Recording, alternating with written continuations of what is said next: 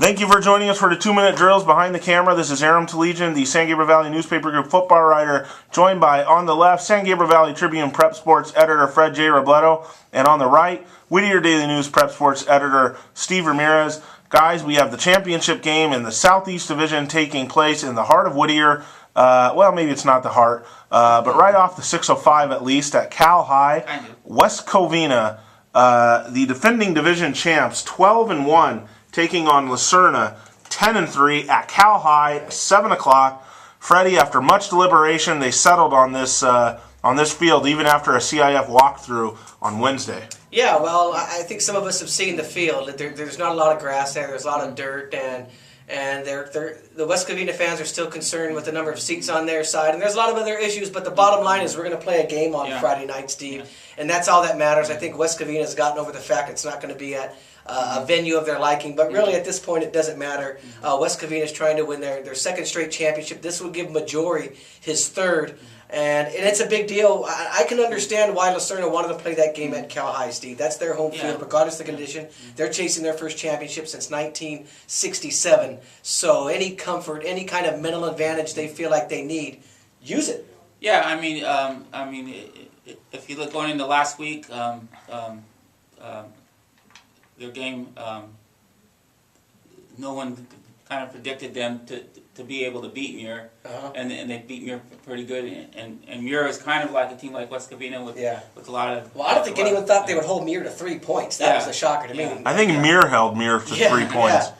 I don't think it's the other way around. Fred, I can't help but think that what happened this week as far as all these back and forths and rumors and innuendos about how Serna wanting to play, on a grass field and get West Covina off of a field turf surface. Yeah, I can't help but think that they kind of, not that a team like West Covina needs more motivation. You're saying that this could really backfire on them, and I think that you're right. Yeah. I think West Covina is the last team you want to give. They didn't seem pleased by it, Fred. No, From players to coaches to administration. They weren't at all, and I think they're going to come out of this game. And the worst fear, if you're a team like Serna, is if West Covina gets off to a quick start and gets rolling. That's the last thing you want, because once this team gets rolling, there's no stopping them. Serna's going to have one of those games where they play it by quarters. They got to stay in the game in the first quarter, hope to get into half, and this game is reasonable, and take their chances late in the game. But if West Covina comes out rolling the way they have in the playoffs against a lot of teams, I mean, heck, Steve, their average margin of victory in the playoffs is over 40 points. They really rolled through all of their opponents. Their ground attacks average over 300 yards a game. It's not just them getting off to a fast start, because I thought they got off to a reasonably fast start against La Mirada, but La Mirada had the type of offense that, with their line, where they could, just control the ball, and they were still in the game. They're only down by 8, I think, going into the fourth quarter. But West Covina's speed is just something that it's. They tap out, buddy. They tap out. Down 8 going into the fourth quarter, and you lose by 30. I said before, teams tap out against West Covina. La Mirada tapped out. And you took a lot of heat, Aaron. I think I took a lot of heat on our blogs last week for calling that game such a blowout. But that's what you feel when you watch West Covina. They're the tap out team. They will do that to you. They have when you have the size up front, not just the size, got athletes with size up front. How about just mean dudes? When you have but they have 2 or 3 guys West Covina that could be player of the year types.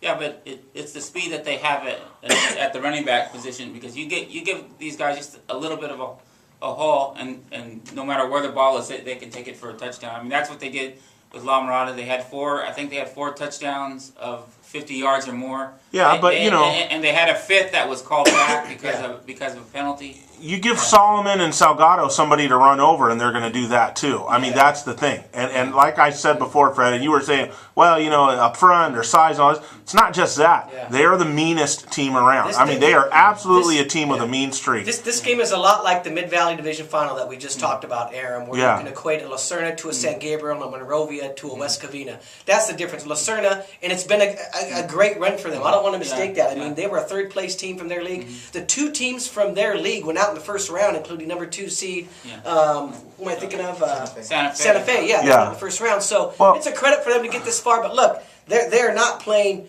a disorganized Muir. They're not playing a Mayfair. I think a team they beat in the first round, and they're not, and even Los Altos. This is West Covina, completely different animal that they're going to see on Friday. Here's a difference though that I think between the Southeast and the Mid Valley Division is that in the Mid-Valley Division, you have these teams that realize they're not going to be able to pound teams, other than, Rosemead, who will try and do that no matter what. You have these teams like Maranatha, Arroyo, and so on, that just and even San Gabriel, that come up with these finesse offenses and stuff. They're not trying to pound teams, they're trying to finesse teams. In the Southeast Division, you don't really have that. No one's trying to be finesse. All these teams are trying to play smash mouth football. But the problem is that there's only one of them that can do it at the level of like West Covina, and that's West Covina. Right. So you run into a team like Serna. I wish they were a finesse team, because I think if they were a finesse team, they'd have a much better chance than trying to throw blows with West Covina. Nobody is going to win doing that against West Covina. They're just not going to do it. And that's the problem with this division. West Covina has run up against teams that have tried to, stand up to them, right. And you're not going to do it. And that's my problem. Talking to Majori about this game, he says Lacerna runs a lot of the same stuff, a lot of misdirection stuff. Yeah. Right. Run the ball. Not going to happen. You're right, Aram. That's not the kind of team in this division that's really tailor made to beat West Covina. Right. Yeah, because you're basically getting into a who's tougher contest with them. Right. Who's faster? Who's got the better running backs? You're not going to beat that team when you do that. But the only thing with the team, type of offense that Lacerna runs, if they can control the ball and just limit the possessions. Yeah. Right. That's exactly what Majori said today. He says that West Covina has. They're a team capable of controlling the clock and keeping West Covina off for large stretches. That's why even Majori said the early part of this game is important. If West Covina gets on top of them and Lacerna tries to play catch up, good night. The game's over by half. I know, Fred, that you said we shouldn't look at earlier season results, but it's hard when you have that La Mirada 31, Lacerna nothing score staring you in your face, and you just saw what La Mirada did, or West Covina did against La Mirada. It's such a long time since then, Aaron. I think I've learned my lesson Worries with me, several man. other teams, the earlier results compared to late season. Well, they're playing well right now. They beat a Los Altos team who you and I thought was very good and very poised to make a run too. They beat Muir. them barely. They beat Muir. They beat them barely. They beat Muir when Muir rolled through their first two opponents. Yeah, but Muir was overdue to fire its crappy game. They do have some big guys. Yeah, but you know, Freddie, after 3 good games by Muir, you know what comes in that fourth game.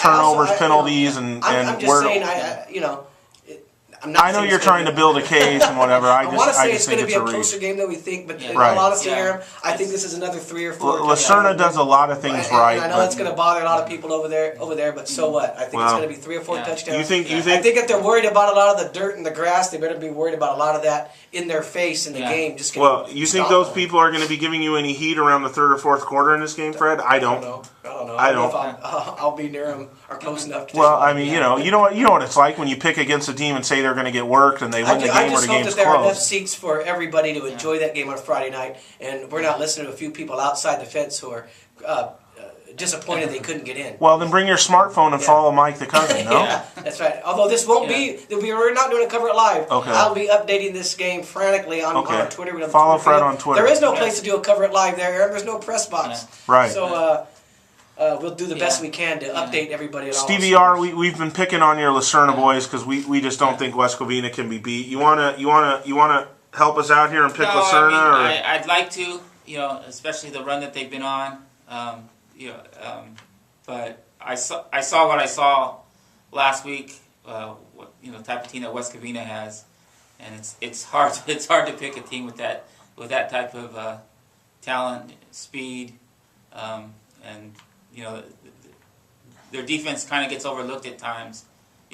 Because they are able to score 50, 60 points on teams. And, I think Aaron's right. The type of team that can give West Covina a game or has a chance to beat them is like a Charter Oak, something like that can throw the ball around that has sort of equal size. Teams like that. You just don't have that with Lacerna. I'm sorry, but you really don't. But you know what? You got to give props to Lacerna's coaching staff, Coach Beltran and the boys. Last year they were in the semifinals with a senior-laden team. And like I said, this year I don't blame them for wanting to play at Cal High. Sure, you're a soccer guy. You're a soccer guy. That's what soccer guys do. They try and get all these little edges. Any mental advantage you can have in playing at home. Yeah, that's the soccer guy in you coming out, Fred, and that's the soccer guy in Lacerna coming out. We want any little advantage that we can get. We've got 15 seconds if you want to say anything else. I think we're all picking West Covina. Yeah, we are. Everybody get out to that game on Friday night at Cal High, West Covina and Lacerna at 7 o'clock. Enjoy it.